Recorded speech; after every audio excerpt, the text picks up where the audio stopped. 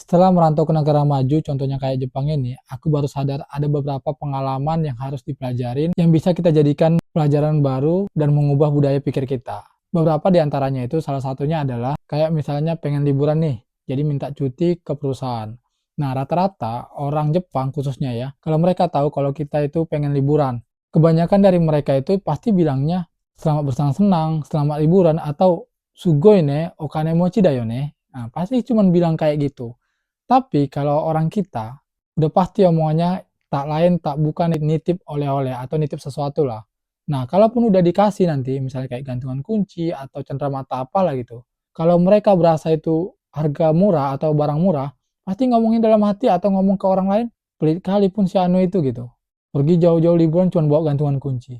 Yang dia pikir ya kan, orang yang harus dikasih kayak gitu, cuma satu orang dia doang. Padahal kenyataannya sebelum dia ngomong kayak gitu, mungkin dia orang yang ke-20 yang bilang minta oleh-oleh atau nitip oleh-oleh. Tapi dia nggak mikir sampai situ.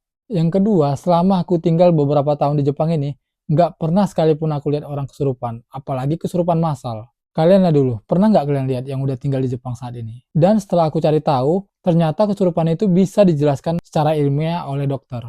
Makanya kalau kalian ngerasa kesurupan itu adalah hal mistis, dari sekarang stop pemikiran kayak gitu.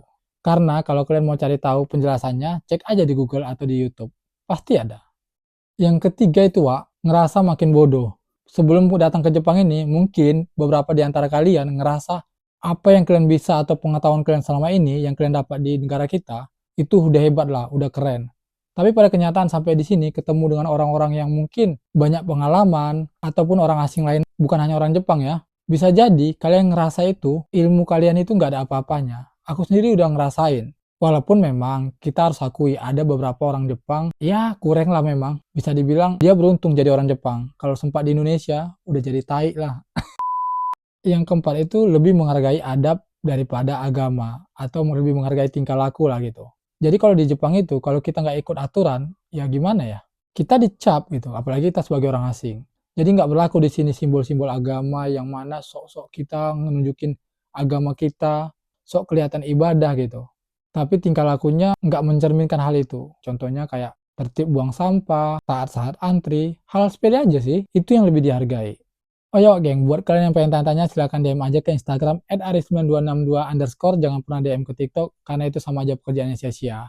Yang kelima dan sekaligus yang terakhir adalah kehadiran pemerintah sangat berasa ke rakyatnya. Bukan hanya orang Jepang aja, melainkan orang asing yang tinggal di Jepang ini. Jadi selama aku tinggal di sini, udah beberapa kali dapat bantuan. Dan bahkan bantuan corona kemarin itu aja, semua orang asing dipukul rata dapat 100.000 yen.